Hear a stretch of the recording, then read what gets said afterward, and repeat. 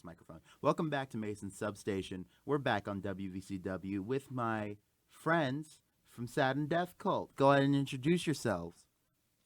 I'm Bo from the Saturn Death Cult. I'm the interpreter. I bring the messages and the low, bassy noises. And I'm Trevor. I play drums. Nice. Saturn Death Cult. Obviously, you guys describe yourselves as Space Sludge, and we have some songs coming up here that really reflect that style that you guys said sort of created you.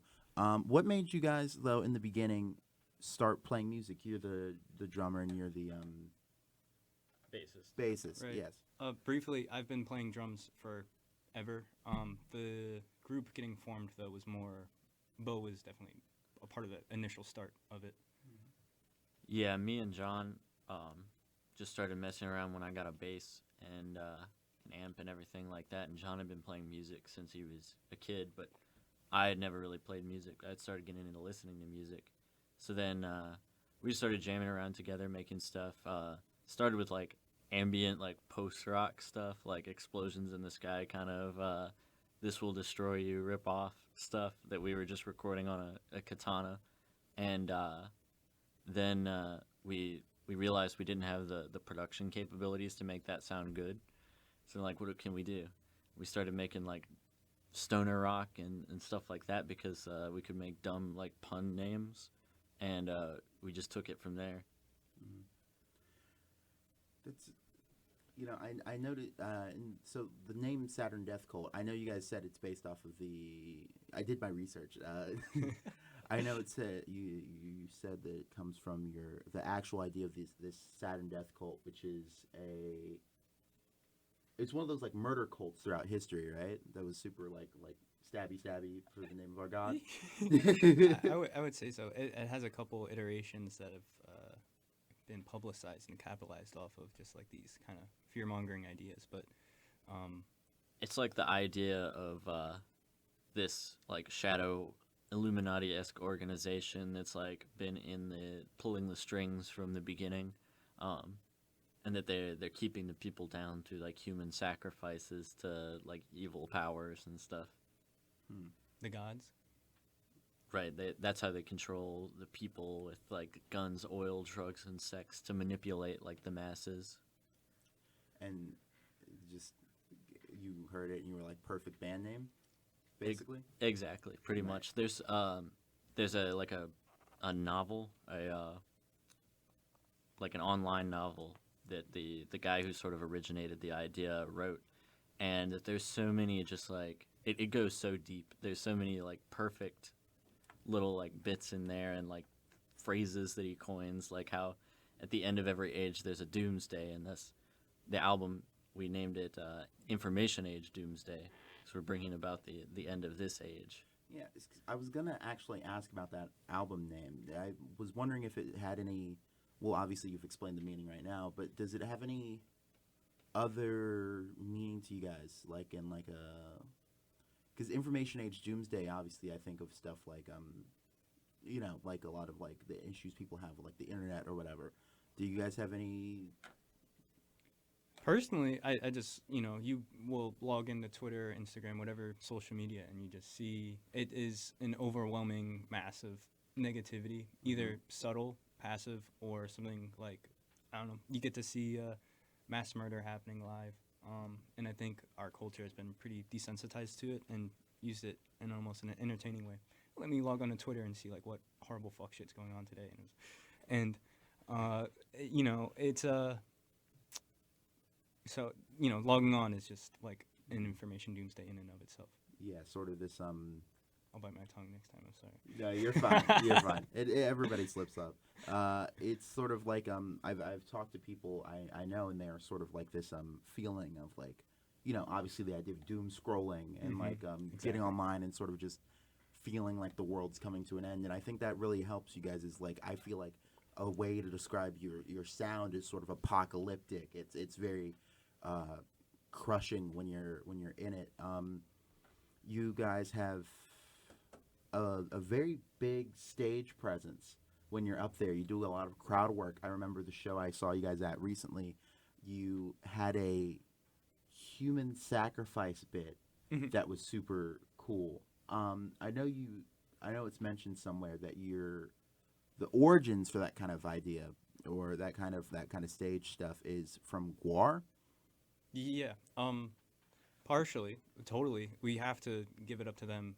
We cannot like claim a human sacrifice as an original idea, especially since we're based like 2 blocks away from Guar Bar, and like that was definitely a formative moment for one of our members. Guar was like one of his first shows that he ever saw, and just the theatricality of it all was a fun way to introduce people that may not typically listen to the style of music and not have a reason to engage with it.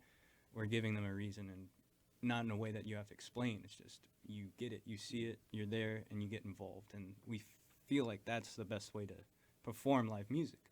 Otherwise, just put on a CD. Yeah. You know, if we're just going to stand there, and might as well just be at home. But we want to give people something to engage with and have fun with and create community through, what we're doing on stage. Mm-hmm. And is there, other than Guar, would you say, is there any...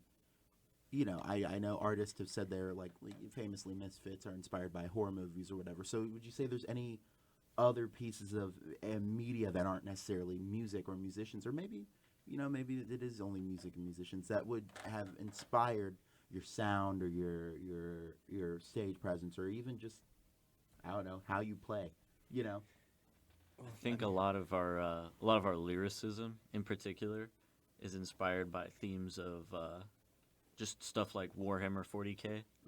Because I know John and Gabe write a lot of the lyrics, and a lot of that sort of inspiration they draw from is that like grimdark, like dystopia kind of like feeling to evoke this apocalyptic environment. That's sort of like all encompassing darkness type of thing. I can definitely hear that in your music, I think. How about... for influences outside of music, I definitely just try to take in as much as I can from every corner of the world, and I like people that put together things without the proper materials. I like things that are put together and have different pieces that don't fit together and shouldn't, and somehow are duct taped and glued together in this sort of mismatched way, creating something entirely unique otherwise that couldn't be reproduced. There's a Japanese term for it, kind of called wabi-sabi. It's just the imperfection is the perfection of something. So I like that idea in general and that philosophy of bringing this kind of taking a garbage can and taking this and that and building it into this colossal doomsday type performance. And speaking on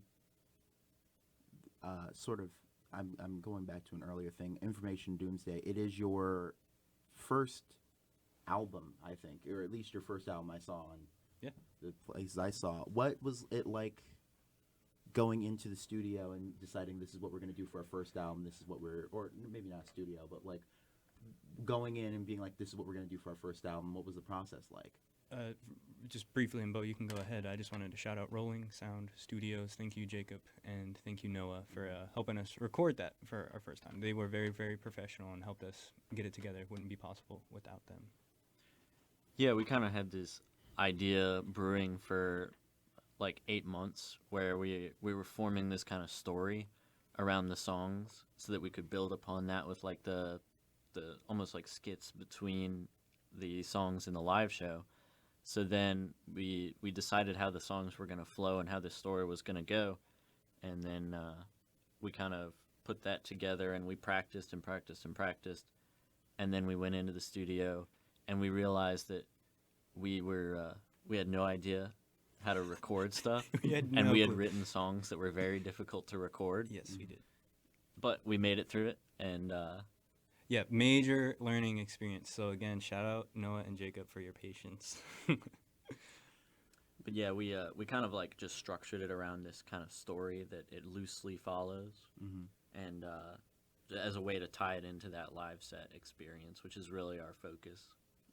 And so when you guys are sitting down to come up with a new record? Is it sort of a piecemeal thing? Like somebody will come to somebody else and be like, "Oh, I have this riff idea or whatever." Or is it sort of just like a jam until something feels good, or what's sort of it like making a Saturn Death Cult song? Yeah, I mean, the ideas for we'll have common themes that'll start to bunch certain songs together. Like, I have this idea for a song that'll, like, feel like this, and large majority of them, John is bringing the composition initially to it, and then everyone has a bit of input to it and how they feel like, oh, it could sound more like this band, or it could sound like, the purpose of this one is just fast. We want the crowd moving on this song, or we want them to be like headbanging on this one. Like, just sort of starting with that, and then jamming out, finding the structure for it, seeing what works, and slowly editing. But everyone has a part in the process for that. Okay. Cool. Do you have any to say about your process of when you guys are making music? Yeah, pretty much like Trevor said, we just, for this new batch of songs that we're working on for our next album, mostly John's come to us with like a structure in mind, and then presents it to us, and then we work on it. We kind of pass it around and see what works best, and then we end up with something that thinks that we get like a little bit of everybody into, and that's how most of the ones on the first one came along too. A lot of the stuff that John and I had written early on, and then a few of the songs that we do, we just kind of jam around and then find something that we like, and we'll hit that and focus on that and do the same kind of thing where we pass it around and refine it until we get something we like.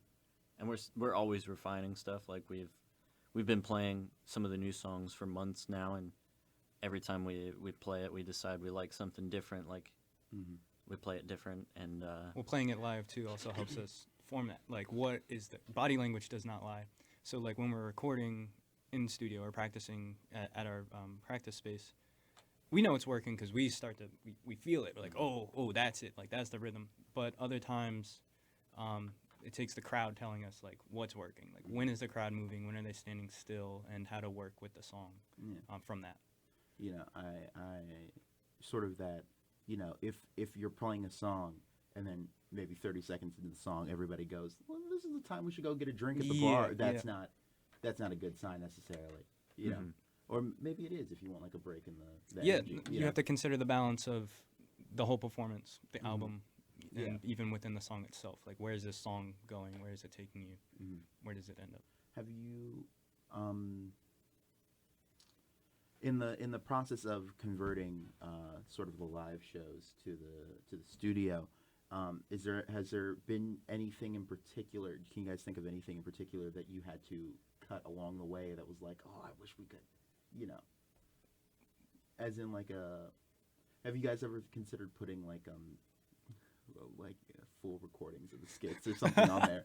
Yeah, definitely. I love old hip hop and having like samples within there. Also, someone that Cold World had a EP where it was like hardcore punk mixed in with like old Bill Withers samples and stuff like that. And so I just think like the world of sampling is neat and cool, and you can create some really cool stuff from Flying Lotus to the Avalanches. And the possibilities are endless. I would love to find ways to incorporate that, and I feel like that helps build atmosphere and world building, and that's a part of what we're trying to do, is build this kind of world that you can fall into. As terrible as it is, it's just as long as you're along for the ride. Yeah. Okay, so we do have some songs coming up here that you guys cited as inspirations for your music or for your sound. Can you just talk me through the songs that you guys chose? Obviously, I don't have the whole band here in front of me, so I can't have one member go, I actually hate this song. Well, we all hate these songs. What's the first song? We Hate You by Electric Wizard. It was supposed to be another Electric Wizard song, I believe. Oh yeah, Super Coven. Super Coven, that was what it was, but it was Yeah, it's way too long. Yeah. Length issue. I know Gabe really likes Super Coven. He does lead guitar in that.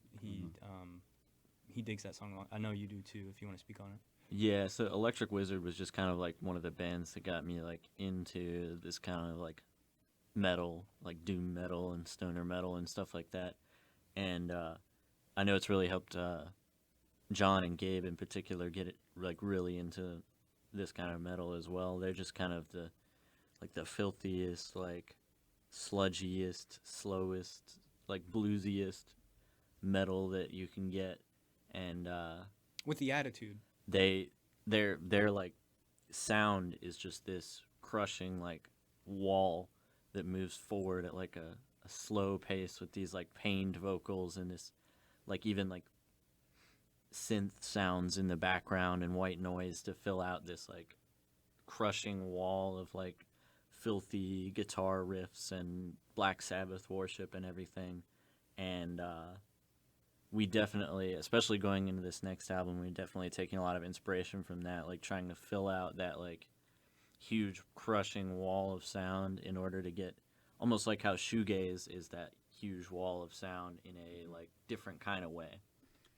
Yeah, and shoegaze is an interesting point of comparison, just to talk about it real quick, because I do get very, and I don't know if this is just a staple of the genre you guys are in or whatever, but I do get that sort of shoegazy vibe from you guys' live shows, and I think it really, it adds to the sort of psychedelic feel to a lot of it. This sort of like I said, like this crushing, like enveloping sound to it. Yeah. Well, I think John and Gabe both really like are coming from that school. Gabe especially, having been performing in Space Mirror, which is like a psych rock group, and he is just a collector of pedals. It's like every other week he has a new pedal that he's like toying with and figuring out, and so he's sort of been really a major part of like building the atmospheres and like looking at the pedals and tinkering with them throughout the songs to build this massive sound. Next up on the list of songs provided was New Orleans is the New Vietnam Yeah. by I Hate God, Yeah. which is a spectacular song name and band name combination. Shout out Nola. I've kind of heard about I Hate God, but I've never actually listened to them. What made you guys choose? Bo's wearing the shirt. We just saw their performance at the Richmond Music Hall. Was it 2-3 weeks ago? Yeah. Something like that. They were sick. And they, I started drumming. I've done a lot of different styles, but I really love jazz. And I feel like for me, just watching them play, every element is great, but especially the drummer is playing in a way that I don't typically see in like metal or punk-esque music. In the heavy style, there's typically kind of, I don't know, he's just drumming differently with the jazz influences, probably because they're from New Orleans. And I just really dug that. And the expression in that music, it's not just a flat wall of noise, but something that you can really feel all the textures and the flavor of in the music. And yeah, they're awesome. Yeah, it was kind of one of the bands that's like the forefathers of sludge metal, like that mix of like the heavy like bluesy metal with hardcore punk, coming out of like New Orleans in the 90s. Like them along with Melvins, which is like the next song up, is they were huge like influencers of that genre, and definitely like huge influencers on us playing that kind of music. And like, you mentioned the next song up is Melvin's Honey Bucket. I listened to the first few Melvin's like demos and stuff trying to prepare for this. Man, that's an experience. They are just so, and especially learning that they came from like the grunge movement, the grunge era. They're so unlike everything else that came out at that time. Yeah, well, I think grunge was also at the time thinking about like the music media scene, and that music, like magazines were still really big and whatnot, and grunge seemed to be overall like the next trend, the next like it's a marketing term. Exactly, it is a marketing term, and so them being like fit into that was more geographic and more about timing. Then I think they are a part of the grunge scene, but they definitely helped refine what sludge is. And they did something like totally unique with like what they separated themselves sonically pretty quickly. And Honey Bucket, just the way that the drums come in, and in not a clean way. I like the messiness, and they just like have perfected the messiness to where it feels chaotic and not unplanned and just pure mess, but just something that can't be refined. Mhm. And that gives it that energy and that pop and so that's like what I look towards for drum inspiration as well. It's like, how can I make it drive? Yeah, how can you sort of bring in that like that? I keep saying crushing, I think, but like that kind of like It's a good word. force, you know. Crush. So we'll go ahead and play those songs. This is "We Hate You" by Electric Wizard. "New Orleans" is "The New Vietnam" by I Hate God, and "Honey Bucket" by Melvins. Welcome back to WVCW, and welcome back to Mason's Substation, and welcome back with Saturn Death Cult, my good friends here. Hi. So, time to break out one of those stock questions. If you could see any concert at any famous or not even famous concert, if you could see one concert throughout history, what would you choose? It's a fantastic question. When Korn played Break Stuff on Woodstock 99. That wasn't Korn. Who was it? Limp Bizkit is That's what I Break Stuff. said. That's what I said. No, I wanted to be there for Korn though. Yeah, I've never listened to Korn, I don't think. Yeah, no, but that was just Woodstock 99 literally it went down in flames. And I've so, heard it's a disaster. yeah, I would like to see the disaster in person. Yeah, put me like acid bath in the early '90s, like that. They were never really that big when they were around in the early '90s, but then they broke up, and one of the members died in a car crash, and then they took off, and they're just like the best sludge metal band, and definitely one of my favorite bands that I'll never get a chance to see. Yeah, that's kind of the. No, I feel like that does suck a lot when you. That's an understatement, but when you have such a massive influence and then for one reason or another you can't see them, you know what I mean? And I think that happens. I think that comes into play a lot in like younger generations. Like I think I don't want to assume. I think we're basically like close to the same age. I'm right? 24 years old. Oh, okay, cool. Yeah, so basically like the same generation, Yes. roughly. Mhm. Like that sort of like.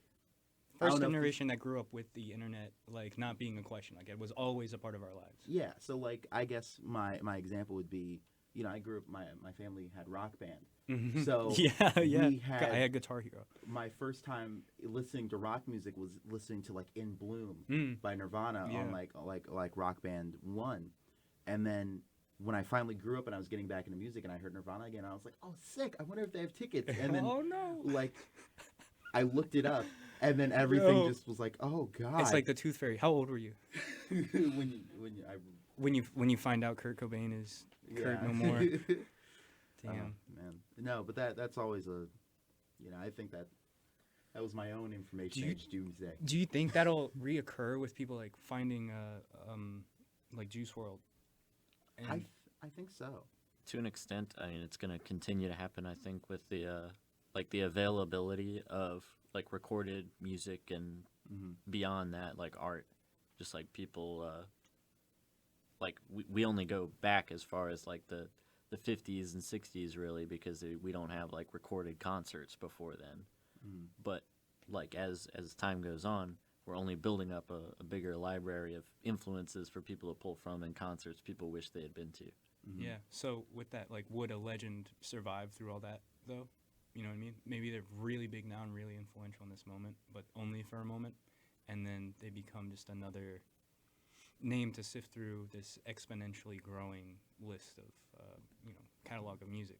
I think names will always break through. Older names will fall off, and newer ones, like bigger ones, will like break through and stay. Like Juice WRLD, I don't think he's gonna be like a huge influence in 30 years. There's a chance, but There's a chance. I don't think people are gonna be like revering him the same way as Kurt Cobain. But like other artists that, like I can't think of any specifically, but I'm sure there's other artists that will endure. XXX Tentacion. You see his like face, like the half cuts with his face, and then it'll be like the Queen of England on the Yeah, other that side. is how I found out the Queen of England died. Was from one of those edits. Yo, that's fantastic. But I do think there's something to be said for the fact that there are no more of those huge celebrities. Yeah. You know what I mean? Yeah, because someone can be huge in their scene, and I've never heard of them, and they're just like are not this cultural force. There's I would say like Lil Nas X maybe is a cultural moment because he was making beats in his bedroom with his friends. And Like, that's a guy that I could see in, like, 20, 30 years, people being like, oh, yeah, that's the guy that, like, you know, maybe not for necessarily his music, but for, like, the way that he, for lack of a better term, weaponized the internet to make his own popularity. It's brilliant. You know, that's the kind of, like, stuff you need. But I was thinking, like, along the lines of, like, you don't get, like, huge stars anymore. Like, Michael Jackson is just, I think Michael Jackson had a level of fame that people is like incomprehensible in like an internet age. Yeah. You know, people were going to his concerts and fainting. Yeah. You know, there's this one story where he's invited by, I think it was like Michael Jordan, one of his friends, to come to like a basketball game, and he's like, no, I can't go. And they're like, no, you can go. And he's like, I seriously can't go. And then so they do it, and it ends up being like insanity, chaos, like people are like rushing through the gates. It was one of those open dome arenas for basketball, and I think there was literally people trying to climb up the walls to catch a glimpse at him. And like a third of the way through the game, they just escort him out because they're like, it's not safe for you to be here. He's like, what I say? No, you're right. I can't think of too many celebrities with that much. They might have that effect in their realm, but not as something as widespread and like universal as Michael Jackson, for example. 'Cause it's like people now with the internet, like there's people like listening to popular music now, but the people that are like really passionate about music and that kind of stuff are gonna like delve deeper and find like something that really like hooks them even more so than like in the past with radio and everything. They're not beholden to what's playing on the radio or what's popular at the record stores anymore. Like Michael Jackson's the best-selling recording artist of all time, and he will be forever. Like nobody's ever gonna beat that anymore because nobody buys records anymore. And they get some of those like absurd numbers and whatever. Like Taylor Swift, I think, was like recently she had all 10 spots on the Billboard Top 10 That's or crazy. something like that. Good for the Swifties. But it means basically nothing compared to like what they were doing, like what Michael Jackson was doing in the 80s. Yeah, there's Where a it's- difference between having somebody being able to open up a phone in 5 clicks and listen to your music and it shoots up in the Billboard versus having to physically go to a record store, buy the record, take it home, listen to it, Yeah, and you then sit it's with like, you know. It's much different type of listening, but it also, I think, you know, there's positives and negatives to how we're changing how we listen to music, but the truth is, like, how we listen to it is changing how we interact with it. Like you said, 5 swipes and I'm listening to your song, and if I don't like it, I'll probably just turn it off because I know I have a million other songs I could be listening to versus putting a record on, sitting down with it from, you know, when the needle hits the vinyl to when it's stuck in the groove at the end. You are really sitting with the music and experiencing it, and like you are spending money on it. You have a different connection to. So I think that way's not lost, but it will never be the same and never at the level of someone like Michael Jackson. And I know we were talking about this while we were on break. This sort of idea of Richmond, the city sometimes blowing up regionally and becoming like these sort of powerhouses for a couple of years and dying out. And you know, I feel like on one hand, Richmond can become that kind of place. But thinking about the idea of fame, you know, does anybody really want Richmond to become that kind of place? You know what I mean? I think those places are becoming further and far like between with the prevalence of people making it on the internet. Scenes still exist. Scenes are still like a powerful force, even around Richmond and everything. But just the ability for people to like blow up on the internet and stuff like that, like people have not like those like concentrated scenes. There aren't like record labels going to these cities with these huge scenes of like specific kinds of music and then boosting those so that they blow up like the grunge scene or something like that. So I think that we're only seeing these like micro kind of like explosions compared to what used to be in the music scene, just because the internet has brought like everywhere to one place. Yeah, there's sort of this sort of like you're grouped more by genre. You know what I mean? Yeah. Like thinking about, you mentioned XXX Tentacion, like that sort of SoundCloud rap era wasn't based on. It wasn't based on like, oh, this is all from the Florida scene or whatever. Right. It was more so just everybody was kind of blowing up based off of the quality of their own music and being on the same platform at the same time. Yeah. You know. Yeah, I don't know if Richmond has a sound per se. If you were to try to describe the sound of Richmond, I don't know if you really could, because the music scene is and has been very diverse for a long time. And so I think that's fantastic. Just the diversity of noise that you can get from everyone. It might just be like the passion behind it, probably. I think I was listening to a DJ Harrison interview, and he's a fantastic Richmond producer. Him and Obliv are like some of my favorites, just straight up. And it's so cool to me that they're from this area, and that's inspiring to me in that sense. So just being inspired by other people's work that are doing things around you, I think is more important than like crafting a regional sound per se. Mm-hmm. So, yeah. Okay. That was actually a decent amount of time we spent on that conversation. I think we're just gonna have to go straight into the next few songs. Sure. These three are from you guys' your first album, your most recent album, Information Age Doomsday. Actually, Information Age Doomsday. Yeah. I Sorry. don't know why it took like 5 seconds No, to think of the pronunciation. No, I was teasing you because of a mistake I made on the cover, but that's, Really? yes, Is it misspelled? it's misspelled. I can't spell for anything, so There's but- lore reasons behind it. yeah, there's related lore to the reasons. story. Yes, yeah, it's all You just explored. have to listen to the music and find out. Yeah. So we have Froggo, Bug God, and Haley's Vomit. Mm-hmm. You guys chose these three songs Mhm. to be played. Is there any reason in particular that you guys chose these? I think these three are just kind of representative of our like style that we're trying to bring together. Not to get back to like the influences, but we've like kind of like drew a lot from Mastodon, where we bring each of our own influence to the band. So I think that Froggo is kind of our more accessible kind of punk, Anthemic. yeah, like fun anthemic song. It's silly. Bug God is our like heavier, like kind of intense, chaotic, Melvin-y kind of track, and then Haley's Vomit is kind of a more psychedelic, little bit of ambience kind of approach, but still like that stonery, like psychedelic groove and momentum to it. A song with a journey, a song that develops. And those are kind of three of the main like core tenets of influences that we try to pull together to combine into our music to make something that's us. Okay, that's great response. Yeah, great well response. Put, well put, Bo.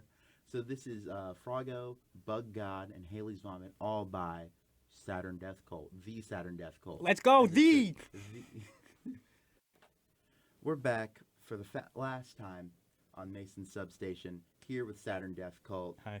Guys, tell me, give me 3 Richmond artists you want to shout out right now. Richmond Vampire. Richmond Vampire? Yeah. That's the homie. This is a person that I've played music with since the start and like learned how to drum with other people. We would play in our garage together in my porch in high school, and now they're doing their thing where they are, and I couldn't be more proud. Richmond Vampire. Yeah. Sink your teeth in. Shout out to the background action. Since our first show, Sebastian from the background action's been good to us. He's helped us out a lot with different things. We did an interview with him on YouTube. Check out their stuff. Yes, the Rabbit Hole. Yeah. Yeah, shout out the Rabbit Hole. Shout out Seb. Definitely key to our existence here in Richmond. And go see the background action. Cool. I know I did say 3, but I think we were running out of time. So, finally, do you guys have anything you want to promote? I know you have a show coming up. This Saturday. weekend, it's Spiral Mansion, Saturday, the 12th. I think the show starts at 7. It's Queera, Knifing Around, Us, and 10 Pound Snail at Spiral Mansion. If you don't know where it's at, ask someone. Follow us on Instagram. Yeah, that too. Okay. Well, thank you guys for coming in with me today. Thank you. Saturn Death Cult. Go listen to Information Age Doomsday. That's great. More Odyssey on the horizon. It's ready when it's ready. Yeah. Yeah. Cool. Thank you guys for showing up. Thank you, Mason. Appreciate it. Thank you.